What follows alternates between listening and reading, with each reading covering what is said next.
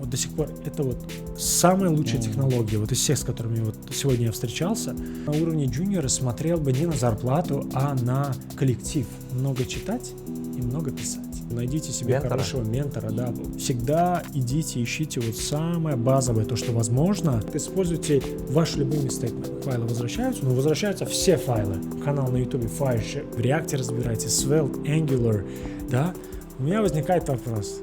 Как у тебя это получилось? Я всегда ухожу в базу, подчеркиваю, тренируйте базу, ипмен. Несмотря на то, что он мастер, он все равно каждую свою тренировку, он начинает с этих базовых движений, потому что все строится на базе.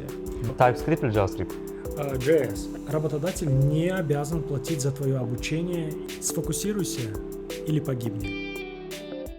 Добрый день, дорогие друзья! Сегодня у нас в гостях фронтенд-разработчик Zero Design, на данный момент React-разработчик, активный участник developer комьюнити Ашхабада, Туркменистана, также ментор Илья Сеисов. И у нас интересный разговор про фронтенд, про разработку, про JavaScript. Рад тебя видеть сегодня у нас. Для начала можешь сам рассказать о себе немножко, чем занимаешься, где работаешь, в общем, о себе. Да, спасибо большое за вопрос. И в первую очередь спасибо за то, что пригласили вообще гостем на подкаст. Всегда рад поделиться. Получается, если вкратце, на сегодняшний день я фронтенд-разработчик, веб-дизайнер. Да. Начинал свой путь еще в далеком 2008 году, получается, когда учился в школе. В принципе, всегда довольно неплохо, натурально получалась математика, но в какой-то момент как бы я начинал чувствовать то, что математика, у нее application чисто такой научно-базисный, из него сделать какой-то прикладной что-то довольно трудно. И вот в 8 классе мне дед подарил книгу «Самоучитель по Turbo Pascal». Это когда еще Windows XP был, да, но... Знакомая. Да, знакомая. Кажется, я там был в это время. Как там, оттуда еще никто не возвращался, да? Вот. А оболочка сама была еще MS-досовская. И вот первые олимпиады вообще, вот, которые в школе проходили, они все были на Turbo Pascal, потом появился ABC Pascal. И вот я участвовал в этих олимпиадах, вот здесь и в школьные, трапские, в городских, да, участвовал. Потом как-то, соответственно, натуральным образом в Россию поступил, тоже на, получается, информатика, вычислительная техника, бакалавр отучился в Москве, магистратуру. И с 2016 года у меня уже началась как карьера в веб-разработке. С 2018 года это уже коммерческая была веб-разработка, то есть компании, фриланс, удаленка и так далее. И вот на сегодняшний день, да, на данный момент вот я работаю в Zero Design, это ашхабадская дизайн-компания. Вот разрабатываем там веб-продукты. Во фронтенд комьюнити какой contribution ты делаешь? Какую деятельность, может, какие-то волонтерские? Я знаю то, что участвуешь очень часто в Google Developer Group Ашхабад спикером. Тоже, про это можешь рассказать? Это вне работы происходит, верно? Да. Получается, на самом деле, это какая-то исходит изнутри, я бы не сказал, потому что еще вот как с 2018 года в целом я начал как бы свою волонтерскую деятельность, но я ее начинал не так, что вот надо волонтерить. Честно, в свое время у меня был год по обмену по флексу в Америке, и у нас, в принципе, там было как обязательно 20 часов нужно было комьюнити-сервисы сделать, да, но я не знаю, там часа 2 максимум, наверное, сделал, да, может 3, но как-то я никогда как-то вот такого прям желания что-то там волонтерить не было, но был внутренний какой-то позыв, например, чем-то полезным делиться просто ради того, чтобы поделиться. И вот я довольно часто как бы вот во Flex комьюнити могу чем-то поделиться, в американском центре, и также GDD. Здесь скорее просто внутреннее вот как бы желание вот именно делиться, как бы она из этого исходит. Я всегда как бы за то, чтобы... Sharing is caring. Sharing is caring, наверное, да. Самый такой момент, как-то такой момент. В принципе, больше еще такой кармический момент, то есть когда ты что-то в мир отдаешь, потом тебе что-то приходит, здесь как-то все вместе. Интересно. Да, это такой момент, и также со многими людьми знакомишься, да, например. Нетворкинг, да, с тобой тоже познакомились. Это самое такое интересное, да, самое главное. На GDD, к примеру, там, с Джалалом, с Мирданом. Да, вот со всеми ребятами я тоже Киримом. познакомился именно там, и благодаря этому у меня теперь есть друзья, знакомые за рубежом. Это очень хорошо. Смотри, ты сам это сказал. Конечно. Разработчики, интроверты. Что думаешь насчет этого? Я не знаю, Не любят общаться с людьми. Да. Трудно здесь что-то сказать, потому что вот недавно тоже книга хорошая попалась, называется «Думай медленно, решай быстро». И там суть, наверное, одна из основных идей в книге, то, что у нас есть две системы. Условно он их называет система 1, система 2. Система 1, она всегда реагирует делает выводы на основе стереотипов. Если этот разработчик, например, или там ученый, значит ботаник 100%. Это вот так заварены мы. Поэтому трудно что-то сказать. Я поэтому сейчас уже стараюсь как бы... Я не стал говорить по стереотипам, и у меня даже есть, можете посмотреть, вопреки всем стереотипам, опросник. Вот здесь он сейчас будет, вот здесь вот. И там только 1% проголосовало, что он экстраверт. Так что это не стереотип.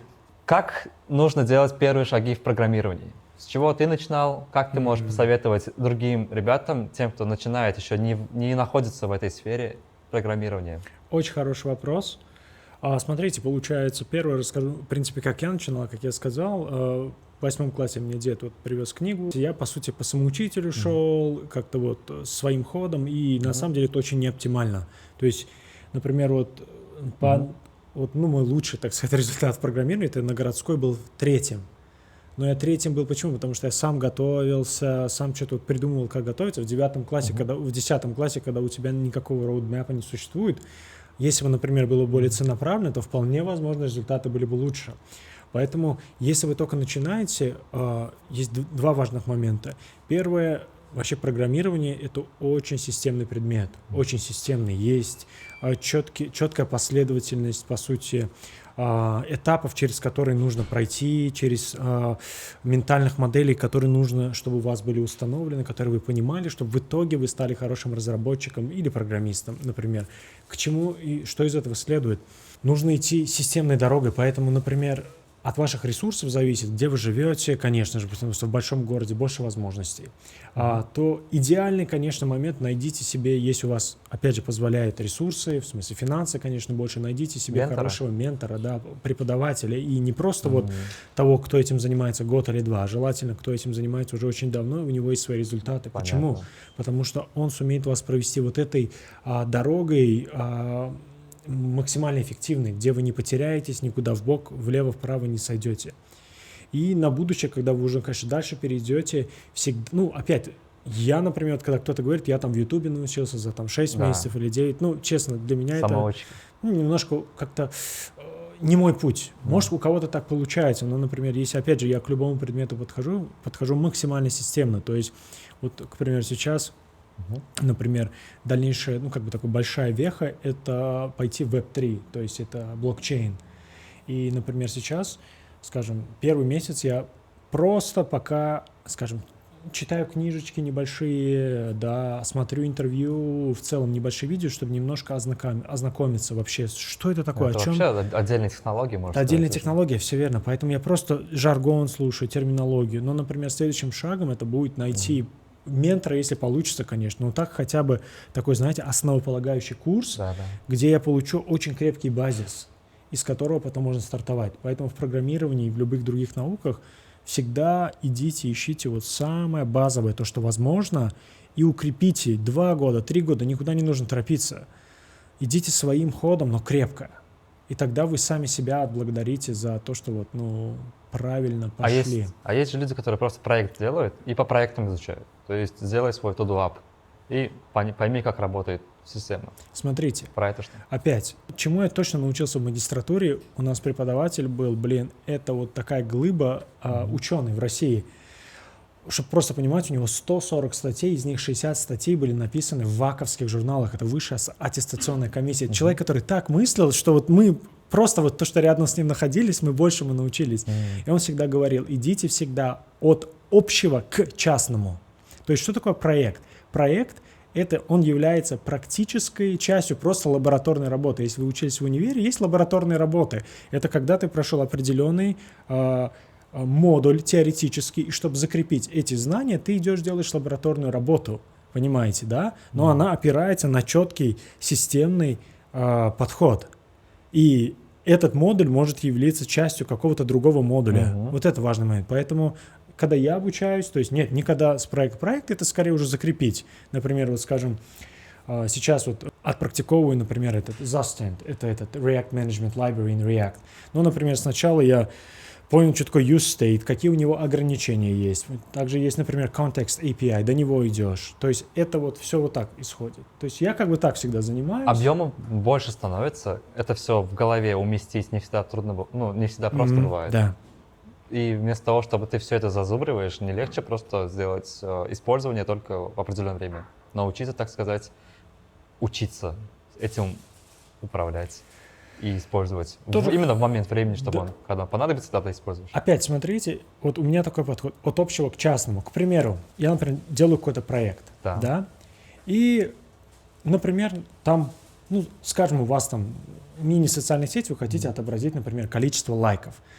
В самом простом случае, ну, можно просто, у вас есть стейт какой-то, вы его указали, да, и нормально, уже все работает. А, например, вы хотите, как на Ютубе, когда нажимаешь, он вот так вот, красивый счетчик такой. Для вот этого существует, например, какая-то библиотека, вы ее нашли. Да. Но библиотека является, опять же, как вот я вижу, он является частным случаем. Без него уже все работает, она просто дает декорацию. То есть в каком смысле? Когда у вас уже есть хорошая база, и, например, вот, когда ты делаешь проект, надо четко видеть его структуру. И, например, опять же, какую-то часть, какой-то вот кусочек, вы его можете как-то креативить. Но как бы сначала идет структура, а структура идет из базы. То есть, ну, это всегда мой подход. Зато ты всегда очень в себе уверен, тебе никогда не понадобится. В принципе, AI не нужно, ничего не нужно, потому что у тебя все здесь. Ты видишь структуру, а как ее заполнить, пожалуйста, можно библиотеками, можно там каким-то фреймворком и так далее. Хороший То есть подход. такой, я всегда как бы за систему, за дисциплину, за базис такой. Про AI тоже будет сейчас, чуть позже. Я кое-что проверю. Да. Камеру проверь и потом продолжим. Работает? Работает. Продолжаем. Теперь, допустим, изучил языки, как выстроить карьеру с джуниора до мидла до сеньора? Как происходит? Roadmap какой там есть? Хороший вопрос. Но я бы сказал так, то есть получается вообще есть нулевой уровень, потом junior, потом middle и потом senior, да. Хорошо. Да. Получается, вот до нуля мы разобрали. В принципе, опять вы желательно найти, например, ментора, если есть возможность, ну, либо самоучкой через курс. В принципе, тоже работает, потому что, опять, если вы живете в каком-то небольшом городе, да, не всегда есть. Хорошие курсы тоже есть, хорошие учебники тоже есть, и это тоже отличное решение. Просто чуть больше труда нужно в этом случае. Вот вы набрали, теперь вы стали junior. В принципе, смотрите, опять, я всегда за какой-то сознательный выбор, то есть если, скорее всего, человек уже дошел до уровня junior, это, как правило, например, у него уже какое-то пристрастие есть к этому делу, есть какой-то интерес, да, то есть потому что даже junior меньше, чем, ну вот, за год-полтора трудно стать, я не знаю, это вот как-то, по крайней мере, если вот аккуратненько все делать. Это еще зависит также, как сказали, Да. от местности, от компании, от зависимости от requirements в компании. Да, мы средний уровень берем, то есть junior это который может базовые коммерческие задачи решать, да, вот как бы все равно годик-полтора нужно отпрактиковаться, чтобы себя хоть чуть-чуть уверенно чувствовать. Я всегда, опять же, иду за неспешный ход, то есть я не, вот, например, опять же, иногда видео смотришь, но опять это больше, знаете, вот как уже хайп social media идет, я там за 9 месяцев с нуля до мидла стал. Здесь надо, знаете, как немножко глубже смотреть, возможно, этот человек уже до этого, не знаю, он там в университете учился на эту специальность, да, у него уже опыт какой-то есть, просто он этим не занимался коммерчески, и у него есть тоже крепкая основа, и он раз за 9 месяцев встал. Вот это тоже важный момент рассматривать. А так, здесь, вы знаете, здесь я бы больше, когда на уровне джуниора смотрел бы не на зарплату, а на коллектив. Коллектив, а конкретно, знаете, ментора, опять же, в лице коллег уже, которые могут вас, общение с которыми вас может поднять. И, в принципе, если вот этот год с джуниора до мидла качественно, можно за года 2-3 пройти, в зависимости опять, кто вас будет окружать. Потому что, если, знаешь, вы приходите, если вы самый сильный разработчик в компании, наверное, это не та компания, потому что, скорее всего, вы свой же потолок не сможете это пройти. Поэтому от джуниора до мидла это компания, не смотрим на зарплату, смотрим на коллег, на уровень того, кто там. И знаете как, интересность, не интересность, а опять скорее проекты, которые сумеют дать вам необходимый опыт реального уже, real life coding, real life development. А от senior это уже, конечно, знаете, кастом идет. Уже у каждого по-своему. идет вот какой-то путь, там уже, знаете, и от способности будет зависеть. Есть ли вообще способности стать senior разработчиком? Потому что senior — это, по сути, тот, кто уже систему видит целиком, понимаете? Senior — это уже вот такой, знаете, практически смежно с этим, с CTO даже может быть, да? Поэтому там уже систему нужно видеть целиком, архитектуру, паттерны, уметь уже код хорошо, качество кода, например, вот вы смотрите на код, суметь понять, насколько он качественный. То есть здесь уже, знаете, не всем даже синьором обязательно становиться. Я скажу так, вот если мидлом можно стать относительно по потоку, вот плывя по потоку, по течению, можно мидлом стать. Синьором уже случайно ты не станешь. Там уже много работы, мне кажется, идет такой сфокусированной, продуманной работой над конкретными частями своего вот скиллсета. Как-то так. А как насчет анализ чужих проектов, чужого кода? О, это шикарно. Сидишь, читаешь чужой код. Это шикарно. Знаете, есть такой американский писатель Стивен Кинг. Да, советую его книги, не знаю, очень люблю его. И у него как-то раз спросили, он по читаемости сейчас номер 1 в мире. Amazon, зайдите, у него бестселлеры, только в основном его книги. И спросили, мистер Стивен Кинг, в чем секрет вашего успеха? Он говорит, 4 слова. Все таки какие 4 слова? Много читать и много писать. Здесь то же самое. То есть, но здесь надо быть аккуратным. То есть нужно найти тот проект, на GitHub, в основном, конечно, GitHub, да, который, то есть лучше опять у ментора спросить или у старших коллег, какой проект, вот код, где стиль хороший, правила, архитектура хорошая там и так далее. И потом спокойно сидеть и анализировать его нужно. Ну да. Очень сильно помогает. Есть проблема, есть еще одна. Следующая проблема — это то, что обновляется все. И система обновляется, и новый вид дизайнинга появляется, паттерны появляются. И ты не можешь постоянно в одном стиле же писать. Не можешь найти один определенный стиль, который всегда тебе пригодится. Здесь что делать? И вот опять, о чем мы говорили в начале, если у вас будет крепкий базис, к примеру, смотрите, в принципе, если вы выучите хорошо на вот таком системном уровне один язык программирования, да, пусть это, например, C будет или JS, да, даже в принципе, освоить второй будет вот так. Почему? Потому что суть решения, она везде одна. Просто синтаксис различается. Может быть, действительно, паттерн по-другому конструируется и так далее. И вот здесь ответ в этом и кроется. Хорошему разработчику ему особо разницы нет. Это будет Vue, React. До такого уровня дойти надо. Честно, таких людей мало. Давайте с этого начнем. Да, в принципе. Да, когда я, например, даже вижу, скажем, канал на YouTube Fireship, когда я вижу, что он и в React разбирается, Svelte, Angular, да, у меня возникает вопрос. Как у тебя это получилось? Потому что, для меня это трудно, например, да. Сверхчеловек. Возможно, таких мало, да. Но опять, если у вас хороший базис, вам от того, что там поменялся фреймворк или что-то, это большой разницы не будет. Но если вы вот пошли по пути вот эти, как вы говорите, без базы, сразу давай я буду делать там to-do list, там просто поэтому, тогда вам каждый раз надо будет заново учиться. А что если завтра, например, раз JS исчезнет, например, да. Маловероятно, новый язык программирования появится. Если вы были только так заточены, вам все с нуля нужно будет проходить. Какие навыки наиболее востребованы для фронт-энд разработчика? Какой стек лучше иметь при себе? Хороший вопрос. Смотрите, получается, вот с небольшой частности начну, как у меня все начиналось именно уже в вебе. Получается, вообще я как-то прям особо в целом о вебе не думал. У меня в 2015 году интерес появился к графическому дизайну. В целом просто вот базовый графический дизайн, как делать баннеры и так далее. То есть у меня очень хорошие тоже преподаватели были. Потом мне вот открылся этот мир веба. Я начал, как все, с HTML, CSS. И потом уже вот я долго-долго-долго HTML, CSS, уже JS начал делать. А потом мне открылся только UI. Как вот отдельная наука. То есть я UI изучил позже, чем HTML, CSS. Просто смотрите, еще важно какой момент. Вот если вы сегодня откроете, скажем, 50 вакансий на фронт, в принципе, вы увидите вот эту градацию. То есть они все относительно разные. Где-то вот, если компания может очень большая, там фронт достаточно, скажем, React и его экосистему знать, и все.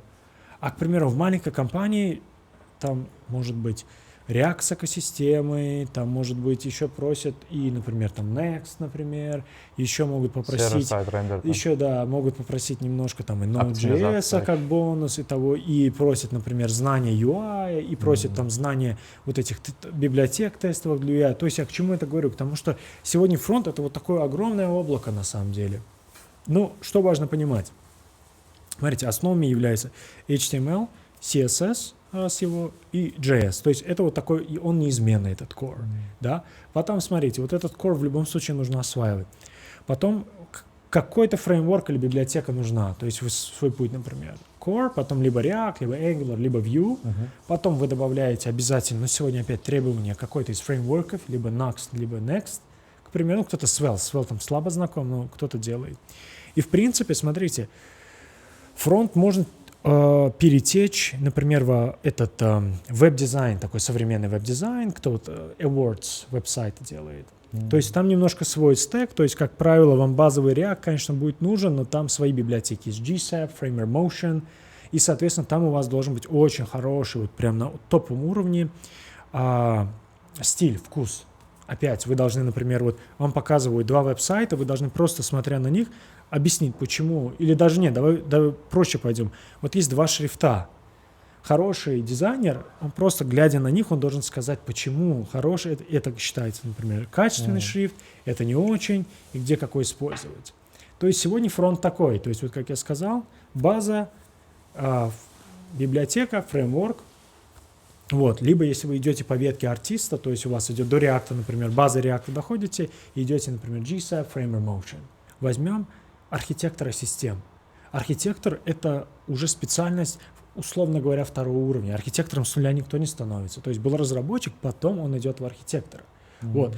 И когда уровень архитектора, здесь уже сильно в частности, например, вот скажем, даже там React новое, там что-то вышло, например, архитектура — это уже не столь важно, потому что у него площадь достаточно большая, ему нужно охватить front, back, например, тот же DevOps, да, там, и в то же время, может быть, какие-то части дизайна. Вот это важный момент. Можно все продумать. Да, и действительно, он больше продумывает. А, например, если вы, скажем, именно UI-дизайнер, только UI, у вас больше глубины. Поэтому здесь вот это вот ваш личный выбор. Да. Если, например, вы архитектор, то вам в итоге архитектор, к примеру, скажем, знать же тот Tailwind достаточно вот 4-5 часовой курс пройти, понять, ну, скорее архитектор это уже знает, конечно же, но я условно говорю. Дисциплину прошел, принципы понял, зафиксировал. Следующая дисциплина. То есть у него задача ширина. А если у вас глубина, то там уже надо брать по-другому. Понятно. Да, здесь вот... Как успевать за обновлениями? Что-то новое выходит, что-то модное выходит, какой-нибудь фреймворк выходит. Он же почти каждую неделю выходит в JavaScript. Знаете, вот недавно есть такой тоже канал Web Dev Simplified называется на YouTube, там Кайл Кук. Он вот тоже, вот я слушал его интервью, он говорит, на самом деле, как бы, вот обновление вышло, я обычно как делаю? Во-первых, вот у меня есть фокусные вещи, например, тот же React, тот же Next.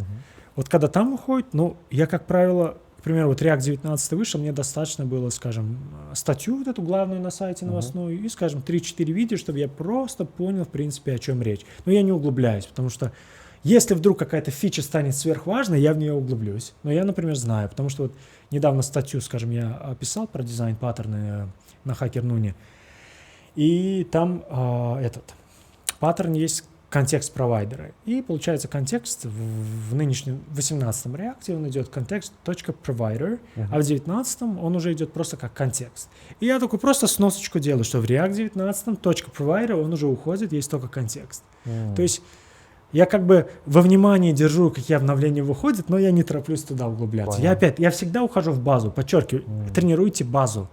Очень хороший фильм есть, может, видели, не знаю, про боевые искусства, называется Ip Man. Это был преподаватель Брюса Ли. Китай, да? Да, в Китае. И, ну, если вы посмотрели, это был величайший мастер Винчуня, да, который свой стиль создал, потом свою школу. И там вот в сценах мы видим, насколько он, ну вот здесь, когда он там 10 каратистов просто как детей разбрасывает. Но в конце фильма, когда уже там ближе к концу, вот есть такой, знаете, деревянный манекен из дерева, и вот такие палочки торчат, где вот так руками можно делать. несмотря на то, что он мастер, он все равно каждую свою тренировку, он начинает с этих базовых движений, потому что все строится на базе. Поэтому вот если у вас, скажем, час времени есть вот, ну, на тренировку в разработке, не знаю, 55 минут базовые вещи, которые особо не меняются, но master it. 5 минут на обновление тоже нужно. Неплохо. Тренируйте базу. База. Сейчас будем про React. Да, Сейчас хорошо, будем потихоньку про React. Почему выпал на React выбор? Хороший вопрос, очень интересный. У меня, получается, путь как сложился? Именно к JS, такому ванильному, вот именно сознательно я пришел в 2021 году. Мне чуть позже, вот, когда мы будем говорить об этом, я даже посоветую, у кого я учусь, топовый источник. И вот я, короче, JS уже доходил, понимал, что рынок требует какого-то фреймворка, библиотеки, и я как бы думал о React. И мне как раз попадается работа, и там говорят, у нас Angular, ты готов? Angular. Ага. Ну, работа очень хорошая была, серьезная, как бы, и зарплата, и в целом проект очень интересный. Хорошо. Я сказал, да. Я там больше года работал на Angular, я его так и не полюбил. Потому что, я говорю, он громоздкий, он трудный, да, потому что там, во-первых, там TypeScript, уже прям изначально надо, TS, это уже еще один, вот. А React, он является естественным продолжением JS. То есть компонент React — это функция, там все делается через JS. То есть он такой, знаете, естественный переходик. И он более гибкий. Он Для более гибкий. добавления, Абсолютно убирания. верно. И как-то он, конечно, тоже, знаете, как и любой фреймворк, он, конечно, свои эти есть такие моменты, как они говорят, over-engineering, перезамудренные, если по-русски. React State Management и лучшие практики State Management. Есть Redux, Да. есть контекст, да. Давайте проще скажу, здесь короткий ответ, здесь каждый сам выбирает. Если у вас проект совсем маленький, используйте просто use state. Поверьте мне, этого вполне достаточно, да. Вот. Если опять уперлись, чувствуете, что, к примеру, появляется prop drilling, так называемый, используйте контекст, да. А когда совсем большой веб-сайт и чувствуете, что контекста не хватает, используйте ваш любимый state manager. Все. Хочешь Redux, хочешь Zostant. Когда уперлись в свой такой естественный потолок, что, понимаете, неудобство начинается. Да. Слишком много. Например, если у вас вот в одном компоненте, например, 10 use стейтов, наверное, что-то надо оптимизировать, потому что уже трудно самому становится. Да. Вот, понимаете? Потом это все в свой компонент нужно переводить. Поехали дальше. Важность производительности, как оптимизировать React-приложение. Оно потом, в итоге, компилированный вариант может весить около 10 мегабайт. Получается, он должен загрузить все JavaScript и CSS. Человек, когда заходит на сайт, он уже приложение загружает в итоге. Как это все оптимизировать? Смотрите, несколько моментов есть. Получается, по сути, основной вес идет из 3 источников. Первый — это медиа, ваше изображение, видео. Да? Для этого здесь какие моменты есть? Если медиа, то используйте оптимизированные изображения. WebP?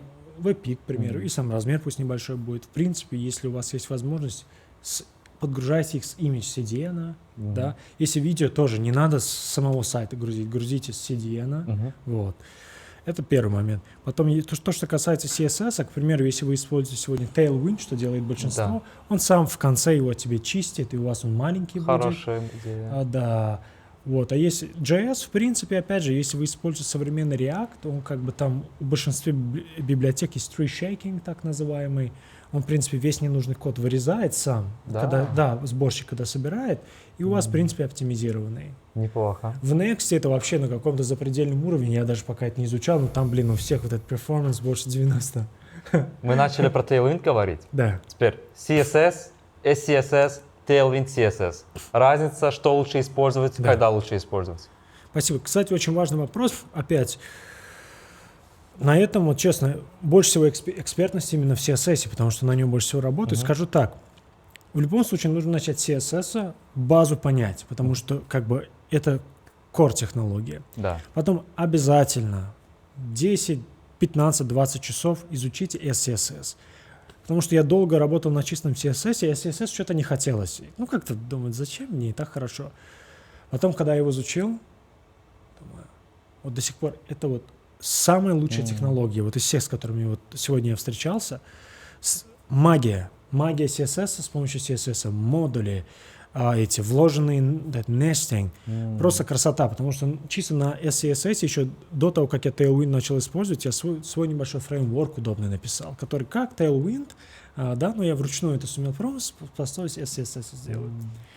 А Tailwind, это уже надо понимать, что такое Tailwind? Это, по сути, парадигма использования atomic classes. То есть у вас все стили пишутся через атомарные стили.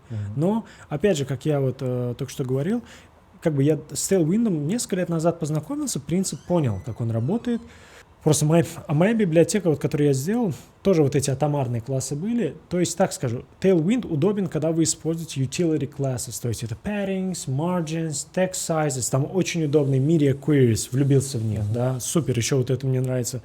Добавляешь там эту директиву, он тебе их сортирует, красота.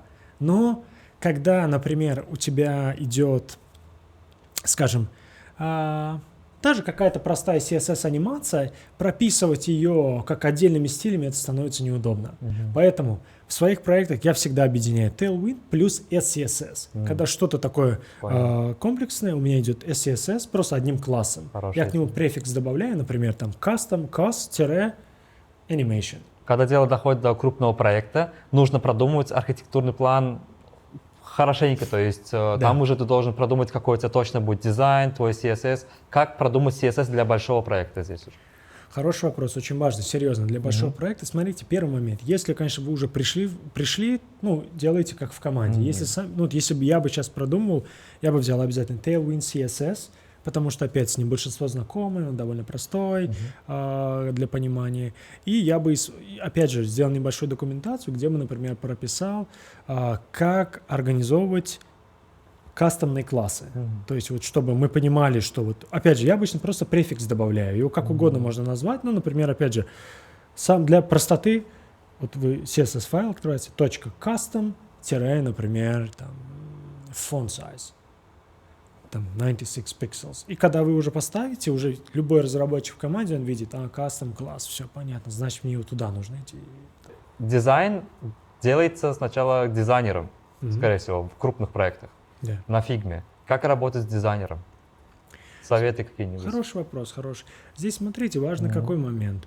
Так как я как бы и по ту, и по эту сторону как бы эффективно работаю, поэтому как бы свои моменты понимаешь. То есть здесь два момента. Первый момент — это надо, чтобы дизайнер понимал не экосистему, прошу прощения, среду возможностей веба, потому что в дизайне можно, куча мемов таких есть, там дизайнер что-то такое аховое создает, это красивое такое, да, но реализовать эффективно в вебе это либо очень долго, либо там очень такой лейаут, где куча абсолютных этих позишенов, поэтому надо, чтобы как минимум, например, если бы, скажем, я в компанию брал бы этого дизайнера, у которого нет опыта, базовый курс должен, который он пройти, чтобы он понимал.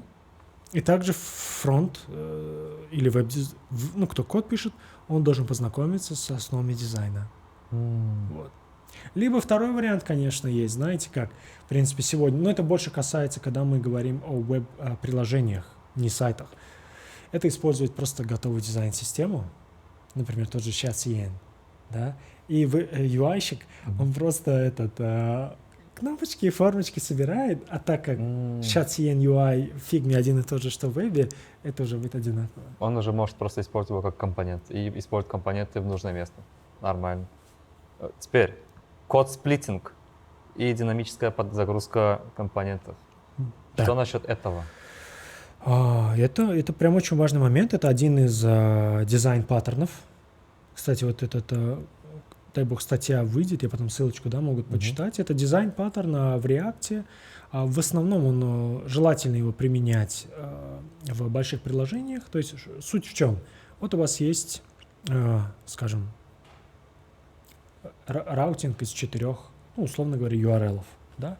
Для каждого, ну, скажем, на каждом URL там по 5 компонентов. Если мы специально вначале ничего не сделаем, когда мы первый раз юзер загружает, отправляет запрос на сервер, файлы возвращаются, но возвращаются все файлы, все 20 условно компонентах. Ну, это все время с изображениями, со всем. А когда мы используем вот этот lazy loading, так называемый, Хочется, и чтобы code- быстро все прогрузилось. код-сплиттингом, да, мы прописываем, что, условно говоря, подгрузи мне только тогда, когда человек зайдет по этому рауту. Также можно, например, клиентскую, админскую часть делить, можно поделить отдельные рауты, и даже, в принципе, но это уже заморачиваться надо, к примеру, даже какие-то функции можно подгружать, когда только на кнопочку, например. Angular — это фреймворк, в нем уже все есть внутри, все уже продумано. Но в React, чтобы, как обычный React-разработчик, должен знать и раутинг, как поставить, и state management какой присобачить и так далее. Обработка форм. Про экосистему и как овладеть ими. Да, спасибо. Поближе поставим чуть-чуть. Или нужно вам, что ли, поближе встать? Я поближе. Да, окей. Да, очень важный вопрос, спасибо. Почему это важно? Потому что действительно React, если вот вы посмотрите в его ядро, он по сути делает две вещи. Первое — это компоненты, и второе — вот state management на его уровне, потому что use state, use reducers есть. Но потом, как вы сказали, действительно существует же много задач других. Routing, формы, потом тот же этот TypeSafery через TypeScript и там другие библиотеки, да.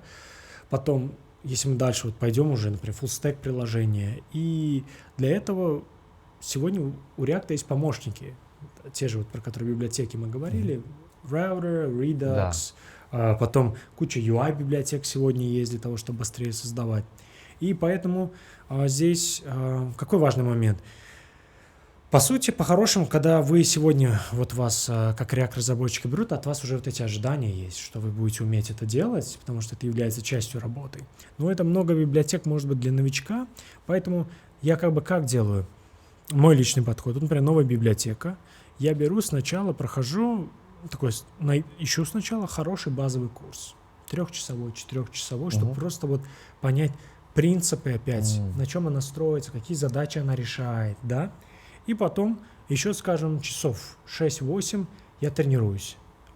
Вот уже к проектам мы пришли. Хорошо. Вначале же то, что ты Да, говорил. да. Вот это идеальная уже вот такая среда, где ты сидишь пробуешь на маленьких проектиках. И таким образом ты уже, по крайней мере, понимаешь API библиотеки, понимаешь, для чего ее лучше использовать, и она у тебя добавляется в арсенал. Пусть пока на совсем таком уровне вот прям. Но когда надо будет, ты ее возьмешь и применишь. Да. Понятно. Это было заключение. В принципе, да. Супер, нормально. Перейдем в рубрику «Ошибки, которые я больше никогда не повторю». Да, Какие были ошибки? Какие были ошибки, да. Честно говоря, знаете как, вот первое надо понимать то, что на самом, как-то я стараюсь мыслить как, нет ошибок. В целом, ошибка — что такое? Это просто какая-то догма, которую вот люди придумали, да, а всегда я, в принципе, как на жизнь смотрю. Вот есть действие, есть результат этого действия. Все. Преподаватель у меня был, и получается, он нам задал такой хороший вопрос. Вот давай сейчас я тебе его задам. Вот представь, ты водитель. Вот водишь машину на дороге. На красный свет можно проехать? Проехать ты можешь, но это нарушает правила дорожного движения. Ага, хорошо. Создается, получается, ты нарушаешь правила и может произойти авария. Молодец. Вот ты уже мыслишь вот серьезно, потому что я просто сказал на тот момент, мне что-то младший Нет, сказал. сказали? Нет. Он сказал, смотрите, правильно как сказать, проехать можно, но если ты готов взять ответственность. Ага, Вот. хорошо. Поэтому я стараюсь на жизнь так смотреть. Действительно, много что совершалось, за что, например, за некоторые вещи там стыдно бывает нам всем, да, за какие-то вещи, типа, говоришь, блин, что это я вообще делал, да, там особенно. Но что же делать, действие, результат. И вот одна из ошибок, которую вот я допустил, это вот я когда работал удаленно в американской компании, я познакомился очень хорошо на тот момент с дизайн-системами, у нас ее там не было, и я начал ее внедрять. То есть действие это положительное само по себе, полезное. Инициатива? Да, инициативу принял, но я не посоветовался с CTO, просто вот начал делать. Как-то вот неопытность такая была. Хорошо. И получается, а это не нужно было делать. Это нужно было где-то в моей голове. Типа, это же круто. Наверное, круто для кого? Для меня, но не для проекта. И получается, это вот в итоге привело к тому, что, мной были недовольны. Вот. Потом вот тоже в этой же компании была допущена какая вот ошибка. Я делал вот тоже дизайн, так как вот мое видение было вот по грамотному дизайну, но опять CTO нужно было другое. И как бы опять, и это в итоге привело к тому, что, например, одна из причин была, почему, например, мы попрощались. Потому что как бы я немножко как вот, скажем, пришел, часто мне это уже понятно, слава богу, да, если ты пришел в команду, тем более, если тебя наняли, если тебе платят зарплату, ну, надо делать то, что тебе говорят делать. Тебе сказали, вот, делай кнопку восьмиугольной. Ну, как бы можно, конечно, спросить, да, если прям совсем прям нужно. А так, если тебе сказали делать форму восьмиугольной, по-хорошему надо идти делать ее восьмиугольной, да. На тот момент, как бы, я этого не понимал. И это, как бы, ну, это неграмотное профессиональное бизнес-поведение было, да. Я, конечно, где-то вот через там полгода или 9 месяцев это осознал, я письмо написал, говорю, слушай, я прошу прощения за свое поведение и так далее, да. Ну, вот это вот та ошибка, например. Надо делать то, что от тебя ждут. Да. Ничего За лишнего. что тебе деньги платят? Да, ничего лишнего. Теперь раздел про AI. Что ты AI. думаешь про AI? Ох, я обожаю AI, серьезно. Некоторые просто боятся, не любят, ненавидят. Некоторые обожают, как и вы. Да. Получается, используют как инструмент дополнительный. Вот вы хорошее слово сейчас сказали, инструмент. Да, если так, то да, действительно, каждое поколение появлялся инструмент технологический, который толкал Согласен. это поколение, следующее поколение чуть-чуть быстрее. То есть, например, сначала что у нас было? Скажем, появилось Видеокарта. радио. Радио? Да, Ладно. люди научились общаться быстрее, передавать. Там на его основе телефон появился. Потом у нас появилось телевидение, то есть это уже масса. Научились люди, большему количеству людей информацию доносить. Потом у нас появился интернет. Потом уже в интернет-эре у нас появились сначала социальные медиа, потом у нас вот, появился вот этот, так, что у нас? Ну, вот AI потом появился. Нет, прошу прощения, потом эти крипто появилось, да, потом AI появился. Вот волны такие шли. И каждая вот эта технология, она позволяла отчасти вот этот ускорить прогресс. Поэтому AI, в чем я вижу его огромный плюс, это то, что, вот, например, сегодня хорошим разработчиком можно стать, точно не могу сказать, но намного быстрее, чем Согласен. Когда, например, был просто Google. И ресурсов много. И AI, который, если ты что-то неправильно сделаешь, он тебя не обидит, и поможет. Да. Это и не осудит. Да, вот получается, как я его использую для того, чтобы становиться лучше как разработчик. Каждую субботу у меня алгоритмические занятия. Я сижу, алгоритмы прорешиваю. Сижу, просто тренируюсь именно алгоритмы решать, как у меня это проходит. Вот у меня сначала есть моя адженда. Например, сегодня мне надо 3 вот этих задачки решить. Сначала я беру, никаких AI, ничего нет, просто на листок с бумагой я сижу, обдумываю этот алгоритм у себя в голове, потому что надо всегда самому думать в первую очередь.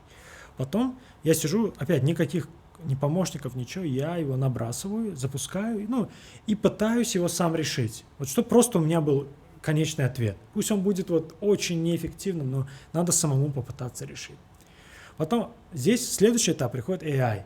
Я загружаю свое решение и говорю ему: проверь мое решение и скажи, что я сделал хорошо, что я могу улучшить. И сижу, обратную связь беру. И он, например, пишет, скажем, там, например, где-то иногда вот недавно делал этот метод такой, фильтр в JS, знаете, да, итератор. Итератор, там ты ставишь, он по true-false определяет, что вернуть. И, например, там у меня условия, если там элемент, условно говоря, не равен нулю, тогда пишу вот этот end, верни мне его. И AI пишет, как бы, вот это end, оно излишне, потому что он уже вот действие true-false генерирует. Такой, слушай, зачем? Зачем лишний функционал? Зачем лишний функционал? И потом, когда задача прорешена, я смотрю, и я всегда его спрашиваю, какие другие есть решения. И, например, я смотрю, если какие-то интересные решения вижу, я сижу и их уже изучаю. То есть вот под таким светом, знаете, вы очень быстро вырастете. Да, это получается свой личный ментор. Бесплатный. Причем очень даже профессиональный, может. Да. Это достаточно бесплатно. И опять же, я разные использовал, пока ChatGPT выигрывает. Вот Gemini мне вообще не нравится. Недавно Клаудио открывал. Решает просто безупречно. Он хороший, но Безупречно. там 5 бесплатных этих есть сообщений у тебя. только. Ну, вообще, спокойно он обновляется, как ресет делается через некоторое время. Можно делать. Да, Он хорош. он хорош, согласен. В некоторых моментах и может пойти во вред. Как не использовать искусственный интеллект во вред себе? Да, во вред в каком смысле? Здесь что я подразумевал, вот когда мы это готовили, эти Мгм. вопросы, подразумевал именно то, что во вред, что если использовать, скажем, то есть давайте проще пойдем. Если возьмете сегодня хорошего, крепкого синего разработчика или выше, им в принципе AI не нужен. Серьезно. Почему? Потому что там уже достаточно знаний и так далее, и подходов, что он им там особо такого ничего уже не даст. Теперь, почему, как это может быть во вред? Если вы уже сильный разработчик, и, к примеру, какой-то код, который у вас 100 раз выходит, например, да, вы уже его 20, 30, 40 раз написали, и если здесь AI, например, AI-помощник, GitHub, Copilot, он выдаст нормально, потому что вы уже и так знаете, просто уже лень печатать, тогда отлично. Да. Но если вы junior, даже middle, и вы не написали вот этот код 20-30 раз, он вам напишет, и он даже может будет работать, но если вы его не до конца понимаете, вот это беда. Вы просто согласились с этим решением, вот и все. Да, вы просто действительно Но просто вы даже согласились. но не проверили, не убедились, что проверили. работает. И самое главное другое, вы не знаете, почему оно работает. Вот в чем самый вот для меня вот какой Да. момент. Поэтому я когда вот делаю большинство проектов, я всегда отключаю эти помощники, мне они в принципе не нужны. У потому что- программистов два вопроса, почему код не работает и почему код И работает. почему код работает, действительно. Вот. Поэтому М. его смотрите, где можно использовать. То есть есть так называемый, знаете, как вот вчера видео смотрел от Builder.io, вот так называется Pit of Death. Это получается, он рассказывает, когда вы только начинаете делать проект, вы просите там его сделать, он вам выдает, все работает, и первые там 2-3 часа вы радуетесь, все так быстро, вы прям газуете, а потом каждый раз для того, чтобы что-то сделать, вы используете AI на AI, и в какой-то момент он уже не способен разобраться, и вы все, вот такой, вы просто вот останавливаетесь. Поэтому я как делаю? Например, вот архитектура приложения сам, не нужно AI. То есть, если вы с ним консультируетесь, например, вы говорите, например, вот условно говоря, я делаю, скажем, там, мессенджер. Я продумываю вот его system дизайн, его архитектуру. Что ты думаешь? И смотрите на его ответ. Он вам коррективы может какой-то дать, вы можете согласны, а можете нет. Мгм. И вот вы подумали, сделали, у него спросили обратку. Отлично. И потом у вас сформировался, вот представьте, такой костяк. Вот четкая, все уже такая структура. Да. Вот внутренность его AI можно заполнить. Потому что эта внутренность, она не влияет на систему. Если даже ошибка, она будет относительно локальной. И можно еще сделать Да. общее правило какое-нибудь выстроить Какое? на этом костяке. Допустим, вы создали архитектуру, Да, вы создали свою определенную структуру. да. И потом ты говоришь ему, именно такой же структурой сделай вот такой вот для этого. функционала. Ну, да, Тоже вариант. Например, да. Да. То есть поэтому, и опять же, если junior, middle, не советую. Кстати, вот насчет junior, middle level, как его эффективно использовать.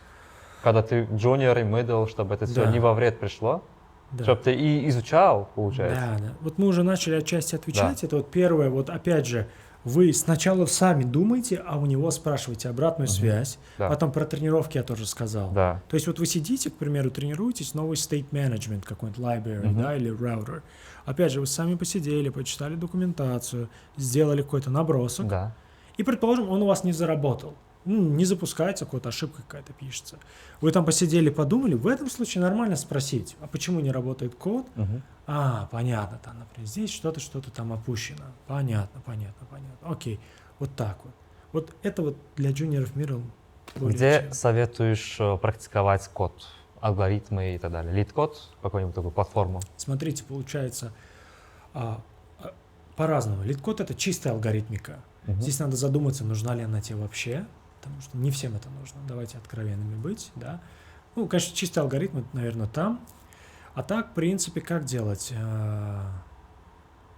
Вот я, например, то, что тренирую, это вот чисто к JS относится, то есть я тренирую отдельно массивы, строки, объекты, да, классы, функции, да, то есть я, достаточно долго, конечно, я сам себе задачи подбираю сначала, анализирую вот разные площадки и выстраиваю эти задачи, а потом сам их сижу решаю. Интересно. Да. Потом, если, в принципе, опять же, сегодня, слава богу, есть чат GPT, то есть иногда, вот недавно этот Core React тренировал, я, например, написал, я вот тренирую Core React. Мне нужно, чтобы в проекте не было ничего стороннего. Дай мне, пожалуйста, 5 идей. И вот я вот, да, 2 проекта как бы сделал. Это один этот был квиз. Квиз такой легенький сделал, да, это как бы тестовые вопросы там задавались. И второй еще какой-то проект сделал, да. Как искать работу? Начинаем с того, вообще, как определить, в чем ты силен. Есть ребята, которые немножко бэкэнд понимают, Fastdan знают, люди, которые и Android пишут, получается, кто-то хочет на ИИ. Есть много желаний у некоторых людей, но не знают, где они будут больше полезны, где они могут использовать, максимально отдаться могут. Смотрите, вопрос действительно очень хороший. Здесь, да, здесь вот смотрите, первый момент, я бы что учитывал, вот, скажем, ну давайте так, начнем с того, что человек уже выбрал саму индустрию разработки. Да. Вот уже выбрал, скажем. IT выбрал. IT выбрал, да. Все. Вот, отличненько. Теперь IT же оно огромное, правильно? Да. Например, опять, каким-то образом, ну, здесь такого уже ответа нету, это уже, знаете, личный выбор. Может, там, друзья повлияли, отец повлиял, да, или YouTube повлиял, да. К примеру, вы выбрали, скажем, несколько областей есть, которые вы видите интересны. Там та же мобильная, например, давайте так, мобильная разработка. Машинное обучение. Машинное обучение. Бэкэнд, фронтенд. Фронтенд и бэкэнд, отлично. Все, на этом закрываем. Вот 4, мы не знаем. Я бы как пошел бы? Я бы месяц, условно месяц или полтора, уделил бы каждому. Спокойненько, 1,5 месяца, например, мобильная разработка. Реально себе в кайф. Сначала посидел бы, 2-3 видео посмотрел бы, статейки почитал, просто ознакомиться. Я бы месяц везде бы, например, по 1,5 поработал и посмотрел, где у меня больше вот этот traction позитивный произошел, и в него бы уже бы вот, ну, как бы углубился. Теперь там бы уже надо, знаете, еще как смотреть. Здесь надо, как сказать, голову, взгляд открытым держать. Это смотреть, куда вообще индустрия идет. Например, ну вот, если вы сейчас начинаете, конечно, там, искусственный интеллект, огонь. Соответственно, там, data science под ним, огонь. Там. А вот, например, про блокчейн, вот, ну не знаю, он какой-то вот 50-50. Вот я вижу, например, вот, что люди говорят, он, знаете, до сих пор, вот как-то он появился, хайп пошел, но я бы не сказал, ну, как-то... Да, здесь, ну, скажем, как-то идет стабильненько больше. Да. Поэтому вот как-то так я бы сказал. На рынок надо смотреть, необходимо это или нет. Теперь заключительный блиц-опрос от наших разработчиков, комьюнити, которые бросили нам вопросы. Спрашивают, веб-пак или вид? Вид. Почему вид? Потому что я пришел, когда он появился, он проще. Хорошо. Да. TypeScript или JavaScript? JS. Объясню почему. Потому что если ты с JS, потом можно усложниться при желании до TypeScript. Вот так. Окей. React или не React? React. Почему jQuery отстой? Нет, я бы так не сказал. Смотрите, когда я начинал свой путь, я помню, это был такой знаменитый автор книг по JS, Дэвид Фланаган. И я у него прочитал книгу по JS и думаю, мне все понятно. И когда первого реального приложения дошло, у меня ничего не получилось сделать. И так же было на втором и на третьем. И мне на помощь пришел jQuery. Потому что jQuery это прям реально, серьезно, это магическая библиотека. Я вот ей как бы вот ставлю лайк, сердечки и так далее. Волшебная. До сих пор применяется в 70% приложений 2024 года. Вот. Просто мне что думается, ее время постепенно проходит. То есть это была отличнейшая библиотека своего времени. Она была, на ней все писали. Вот все, чуть ли не 100%. Я тоже писал. Да, на jQuery. Она была библиотекой своего времени, а сейчас подход меняется, потому что сегодня там мы уже выбираем декларативное программирование, да, то есть все вот эти React, Vue и так далее. А это императив все-таки. Что такое System Design? System Design это получается, если по-простому, это архитектура системы. Она больше, конечно, уже нужна, когда вы full stack или архитектор. Да. Да, вот. Наверное, как-то так. Получается, если вы посмотрите, вот, я в это прям так не углублялся, но, к примеру, вот у вас простейшее какое-то там CRUD-приложение, да, там, база данных там, студентов вашей группы. И вот у вас есть, скажем, на клиентской части, например, React, у нас есть, например, там Redux, и на backend у нас, например, Firebase с каким-то API. Ну вот простой System Design. Да. Понятно. А с увеличением трудности приложения, там, ну вот если вы посмотрите, как там Инстаграм устроен, там уже появляются всякие load balancers, там эти, как они, message брокеры. Я в это не углублялся, просто представление имею, что это такое. Есть. И вопрос последний остался про 3GS. 3GS. Единственный ли это способ отображать 3D или... Ну, на сегодняшний день, вот, скажем, этот самый основной. Да, очень удобная библиотека, особенно она, я, получается, вот недавно тоже понадобилась. Сначала увидел, как это делается на чистом JS. Думаешь, вот так, 18 строчек, чтобы просто куб отобразить. А потом то же самое в реакте. Думаю, насколько это удобно. Намного удобнее. Теперь топ-3 инструмента для разработчика. Именно React разработчика. Для React разработчика. Ну, смотрите, наверное, конечно, скажем, если среда разработки, то это VS Code, потому что больше всего этих, да. Потом, конечно же, ChatGPT. Сегодня без него никак. Да, вот он твой этот Copilot, как GitHub Copilot. Ну да. Да. И, наверное, третий инструмент Private Community, где обучаюсь React, JS. У нас есть свой закрытый Discord-чат. И очень часто, например, мне мнение какое-то нужно, или же реально какой-то узкий вопрос, я туда пишу, из-за того, что это платный Discord-чат, мне всегда отвечают. И я всегда получаю мнение человека, который уже там. Действительно. Вот, поэтому, наверное, я бы вот так бы сказал. Топ-3 книги, которые ты можешь рекомендовать. Да, топ-3 книги, получается... Можно 5. Можно 5, да? Хорошо. Топ-3, смотрите, если чисто, вот, честно скажу, вот на сегодняшний день у меня нет какой-то любимой книги именно вот по программированию, не сформировалось такой, да, хотя я несколько вот, ознакомился, конечно. Но посоветую, одна книга этого Роберта Мартина, называется Clean Coder.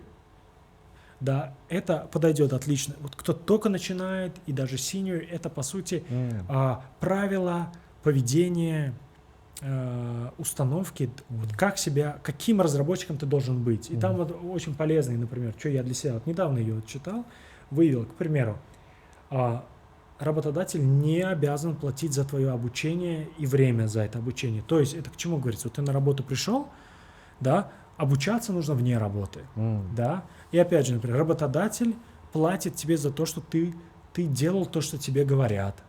То есть опять эти правила, как сказать, вот то, что про ошибки мы говорили. Это в книге Clean Coder? Clean Coder. То есть там не только про программирование? Да, там в основном про вот именно больше каким программистом надо быть. Круто. Вот. Это первое. Потом вторая книга, посоветую, если вы, вот, называется, автор Елена Правдина, называется «Говорят, в IT много платят». Это такой, знаете, она российский разработчик, она обзор делает в целом IT-индустрии, тоже очень интересно. Какие профессии есть, что, где, как, тоже мне очень понравилось. Вот. Третья книга это называется «Пионеры Силиконовой долины». Ух ты. Очень советую, Максим Котин. Там, получается, рассказывается про первый еще советский стартап, который попал в Силиконовую долину, который потом выкупает Apple. Просто ты понимаешь, на самом деле, вот почему я вот говорил изначально, вот база, вы если посмотрите, вот и в основном, вот, советские, сейчас уже российские, вот если их стартапы посмотрите, там все инженеры, они именно крутые, как инженеры, им не важно фронт, бэк, у них база крепчайшая. Там вот мне в книге это что понравилось, он рассказывает, что конкретно купил у них Apple. Это распознавание рукописного текста в те 90-е годы, да, и когда они первый раз показали, все сказали, это же, говорит, давно уже придумали. Оказалось, недавно, и никто это не придумал. И даже в Силиконовой долине это никто не мог сделать. А почему это сделали вот советские тогда еще? Это там все еще тогда эти были, просто ученые математики. И он говорит, потому что 80% вот этого алгоритма это математика, это не программирование. Там у тебя голова должна работать в первую очередь. Там все это на бумаге можно сделать. Поэтому меня это так вдохновило, да, что вот в чем соль. Когда у тебя крутой базис, ты везде преуспеешь. Понял. Вот.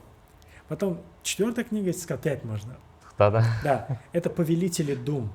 Это там рассказывается про Джон Ромеро и Джон Кормак. Это люди, которые были вот на истоке гейм-индустрии и какие прорывные вещи они делали. И там просто очень хороший автор, у него очень хороший язык, Дэвид Кушнер. Он рассказывает, это очень интересная книга. Да. Люди, которые мир поменяли вот через это. Хорошо. Да. И последняя книга, это на английском языке называется PEAK, P-E-A-K. Это в целом как как правильно подходить к процессу наработки экспертизы, как правильно тренироваться, чтобы достичь максимального потенциала своего. Теперь в заключение, есть ли какая-нибудь цитата, мотивационные слова, что заставляет тебя работать, так сказать? Да. У меня один, знаете, Двигаться. слоган по жизни, он очень простой. Сфокусируйся или погибни. Это вот первый, он такой, знаете, то есть, если ты чем-то занимаешься, ты должен заниматься только этим. Но слоган основной, который вот я по жизни живу, и вот когда, вот, некоторые знают, уже слышали, я, в принципе, и на публике уже несколько раз произносил, это «действуй как чемпион, будь чемпионом». То есть веди себя так, каким ты себя видишь в итоге, да. То есть, потому что я сам из мира спорта пришел, да, то есть я и национальным чемпионом был, и в Туркменистане, и в США, и так далее, да, и как бы единственный способ вот как в спорте отбиваться, что я сейчас вот здесь запомнил, дело в программировании, это вот ты должен действовать как чемпион. Я смотрел ваш аккаунт, и мне понравилось один пост, в котором было написано 0,9 в степени, в степени 99? 365, Да. он будет, так себе. 0,90. Но если ты делаешь 1,01, 365, кажется, там был такой пост, я его поставлю здесь, постом вот так вот, с фотографией. Давным-давно. Мне она очень понравилась, то есть там, получается, ты 0,9 делаешь, 365 повторяешь. И ты вниз Выходит уходишь. вниз, а если ты делаешь 1,2, 365 вверх просто. Надо просто сделать, чуть больше, чем ты обычно делаешь. Так. Если ты делаешь чуть больше, чем ты обычно делаешь, повторяешь его побольше, Да. ты идешь в прогресс. И поэтому нужно делать всегда, стараться чуть больше, чем ты делаешь Больше, да. до этого. Спасибо тебе огромное за этот подкаст. Да.